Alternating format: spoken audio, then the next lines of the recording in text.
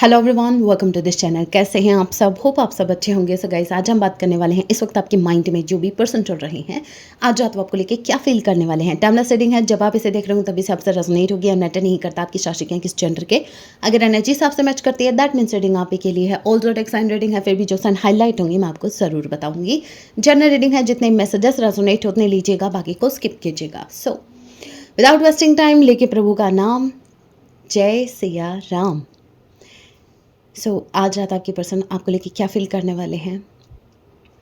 देखिए, कार्ड्स आपके सामने होंगे। नो शुगर कोटिंग और ना आपको मेरे को क्या कोई शौक देना है। देख लो, पहला ही कार्ड है स्ट्रेंथ का, नंबर 8। लियो यहाँ पे कोई स्ट्रांगली हो सकता है। Aries, Leo, Sagittarius. Number 5, May month and August month आप लोगों से रेजोनेट कर सकता है। देखिए भाई, आप बहुत ज़्यादा पावर में हो इस वक्त, आप माने या ना माने, बट आपके अंदर जो ये स्ट्रेंथ अभी इस वक्त देख पा रहे हैं, ऐसा समझो दे आर स्पीचलेस। इनके पास शब्द नहीं है।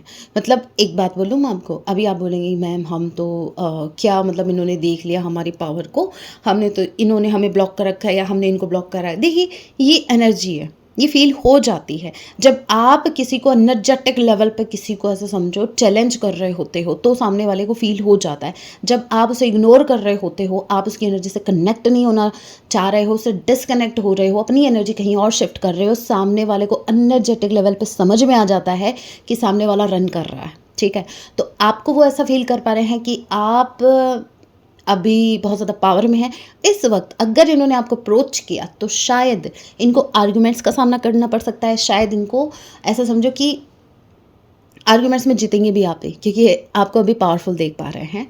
अभी ये आर्ग्यूमेंट करने के मूड में बिल्कुल नहीं है। क्यों?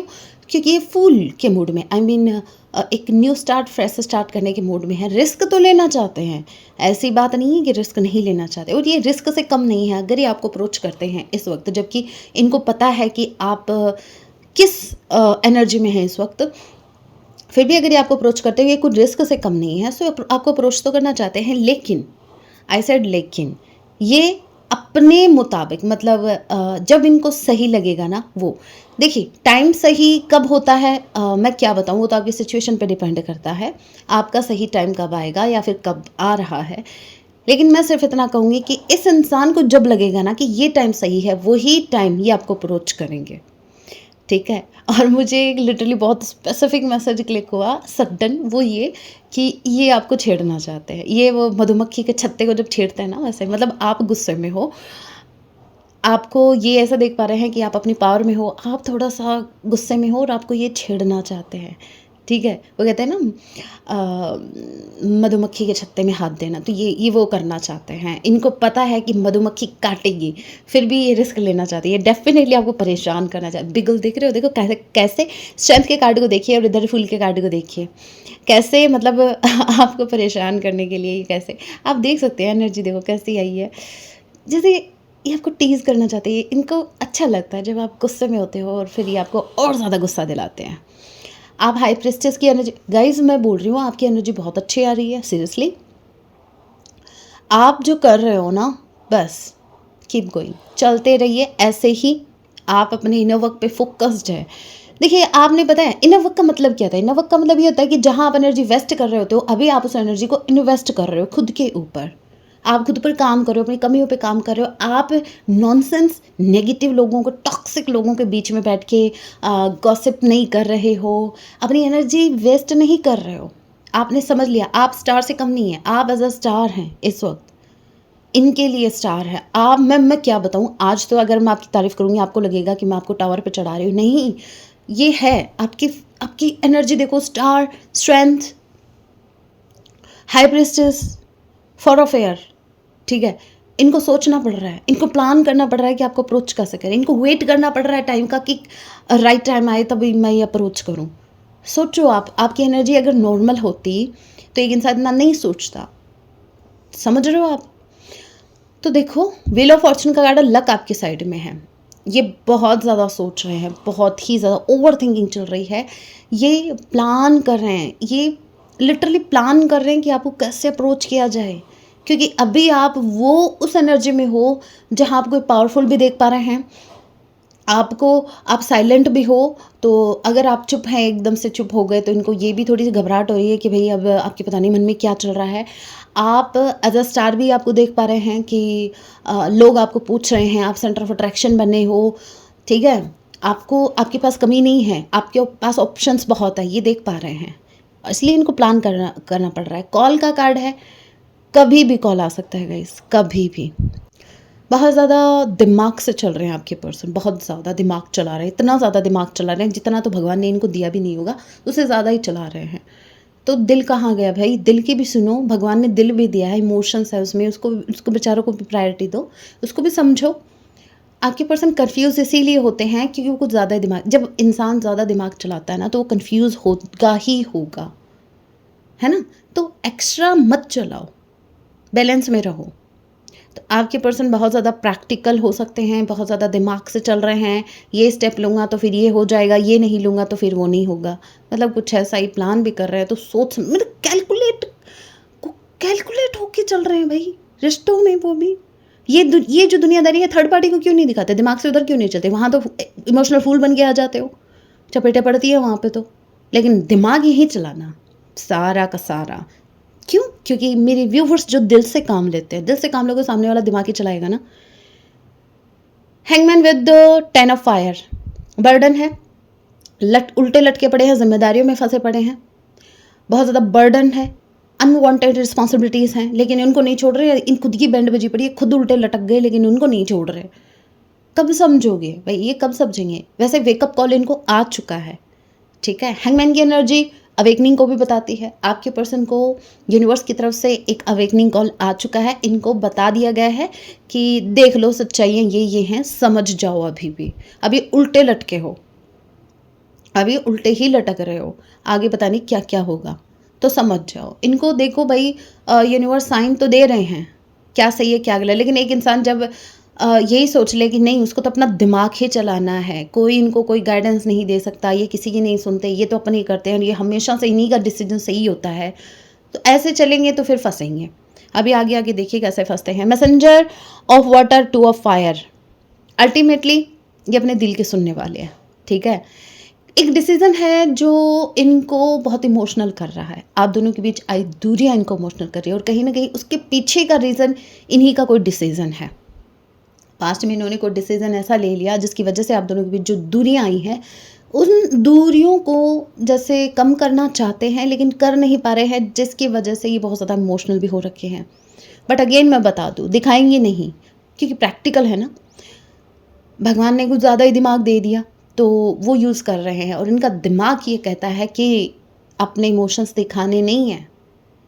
ओके, बहुत कोल्ड बिहेवियर है गाइस, बहुत ज़्यादा कोल्ड बिहेवियर है। अगर आप इनको अप्रोच भी करोगे ना तो भी आपकी नहीं सुनेंगे। और मुझे एक मैसेज और क्लिक हुआ है विद द फूल और कॉल के कार्ड से, लिटरली यूनिवर्स ने इनको समझ लो कि वार्निंग दे दी है कि कोई एक्शन लो या इस कनेक्शन पर ध्यान दो, और अगर नहीं दोगे तो फिर आगे चल के फंसना है।